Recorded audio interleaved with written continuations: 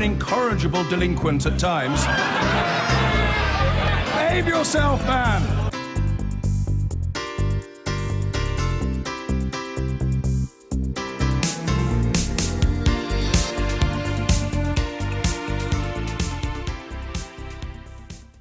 151 heads of state and other world leaders have arrived in Paris today ahead of a global climate change summit, which organisers say makes it the largest meeting of its kind in history. Most of the discussions are expected to centre on an agreement to limit global warming to 2 Celsius. But the last such meeting ended in failure. Let's listen to UN Secretary-General Ban Ki-moon.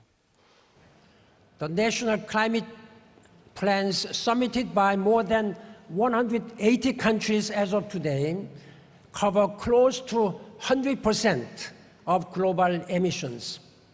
This is a very good start, but we need to go much faster, much further, if we are to limit the global temperature rise below 2 degrees Celsius. We need a universal, meaningful, and robust agreement here in Paris. Rupert, some sort of deal on carbon emissions is likely, but will it be enough, as Ban Ki-moon is sort of saying there, to tackle, climate change and global warming? Yeah, I mean, we've had these summits before, haven't we? Copenhagen, which, as you said, was a bit inconclusive. Kyoto, I remember. I think there has to be political will and there has to be a sort of change of behaviour to tackle global warming head on. So our reliance on fossil fuels, on cars, on all those things, we need to look at it in the round. Right. Well, on that basis, under the Tory subsidies for renewables have been slashed, onshore wind farms opposed, support for people converting to solar panels drastically reduced. Whatever happened to the greenest government ever? You come to Devon, I'll show you exactly what's happened to it. There's lots and lots of solar panels, so we're actually producing a lot of electricity from solar. You can't go on covering more and more land in solar panels just in order to have a feed-in tariff to do that. But the international situation now is to make sure that we, as Britain and those major economies, help the developing world to reduce their carbon. But what about the developed world reducing their carbon more? Well, we do. But then with the developed world and the very developing world like China, we've got to make sure that it's not just Europe, ourselves, America. It's China, it's the Far East. Because in the end, yes, we've got to play our part. But it is global warming, and if we're going to do any real good in reducing global temperatures, we have to tackle with it all across. And I don't think our government's record on actually delivering for renewables is bad at all. We are looking at tidal power in the Severn and the Bristol Channel. There's lots of things. We're building a nuclear power station at Hinkley Point, which will reduce 7% of our national needs of electricity, a low carbon fuel. So therefore, we are doing our bit. Right. Well, why should the UK and other developed countries be the only ones playing their part, to a lesser or greater degree, in trying to reduce global warming?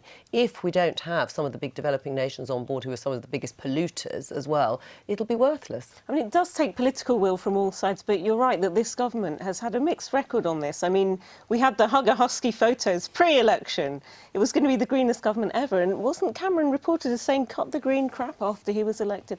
Actually, Ed Miliband, bless his cotton socks, was very good on this, the 2008 Climate Change Act, whereas this government has had Owen Paterson, who was a climate change denier, in that post. But how is that going to stop some sort of global agreement being reached? That's what I'm saying to you. Doesn't it have to be global? It isn't just about what the UK does. No, I do agree. Otherwise, we are doing it when others aren't. You're not achieving your goal. It is a global problem, and these things in a time of globalisation require global solutions. I think Prime Minister Modi, who's quite a controversial character, he has said that it shouldn't all fall to third world, developing world countries like his own. Do you think, Neil, in general, over this past 10 years, the Conservative Party now is more sceptical about needing to tackle this in the way they perhaps thought when they first came in the coalition? There is a change. There's a more sceptical change about climate. There are some sceptics within the party, and I think we've got to be careful that we don't blame every rain, every hurricane, everything on climate change, because there's patterns as well. So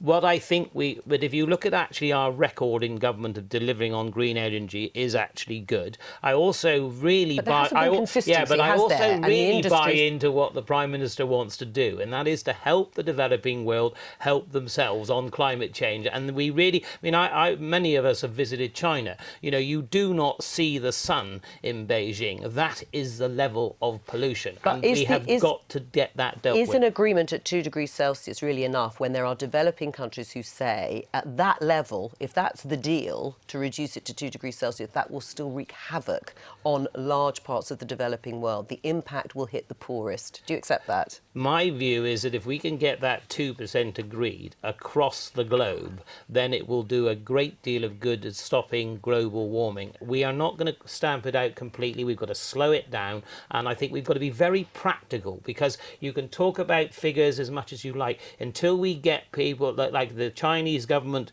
reducing their cars, reducing the type of cars they've got, producing much more electric cars, bringing in all the things that we also need to do here, I accept that. But unless we do that across the globe and influence it, we will not really dramatically reduce the temperature. Right, and before we move on, there is just some breaking news, or the Labour Party has put out, and you just said I'm that usually the last to know 75%... everything. No, you're not. 75% of Labour Party members oppose airstrikes against ISIL in Syria. Doesn't Now, surprise me.